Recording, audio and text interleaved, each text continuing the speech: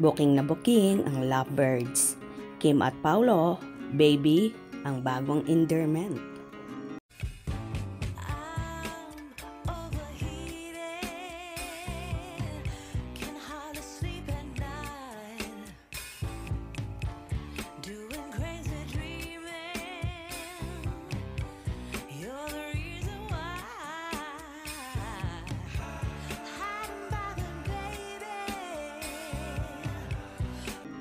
Tila na booking daw si Kim Chiu tungkol sa terms of endearment nila ni Paulo Avellino.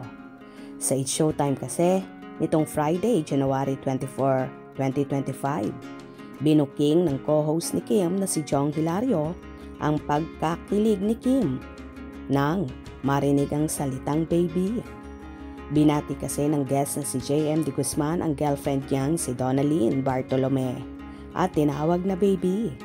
Sumunod namang bumati ang actress na si Chi Filomeno na tinawag namang Pochi ang boyfriend na si Jake Cuenca.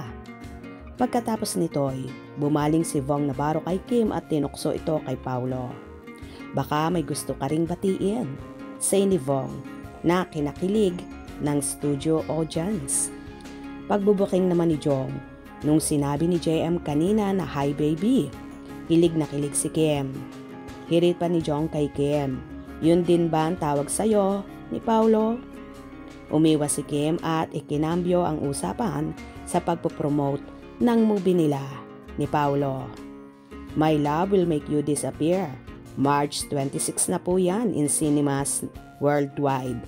Say ng kapamilya actress. Pero napilit pa rin siya ni na Jong at Vong na batiin si Paulo. Napaka-OA. Hello. Kinikilig na sabi naman ni Kim. Pauchi, baka parang Pauchi. Pauchi. Ano sabi mo? Pauchi. Pauchi. Pati mo na si Pauchi.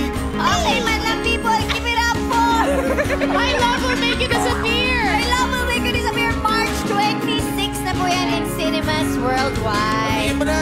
Sabihin mo na. Nanood yun. Napaka-OA. Hello. Hello. Halos maglulundag naman sa tuwa ang mga Kim Pao fans, lalong higit ang mga nasa audience. Sa pagbating yon ni Chinita Princess na tila ba, kilig na kilig din. Well, pag-amin na lang naman talaga ang kulang kina Kim at Paulo dahil obvious naman talaga na may relasyon na sila, base na rin sa kilos at mga galawan nila. Ang malimit nilang pagsasama ay isang indikasyon na talagang may namumuunang pagmamahalan sa Kim Pao. For sure, di yan magtatagal at aamin rin ang Kim Pao. Kaya tumutok at wag na wag pahuhuli. Hope you enjoyed. Please subscribe for more info.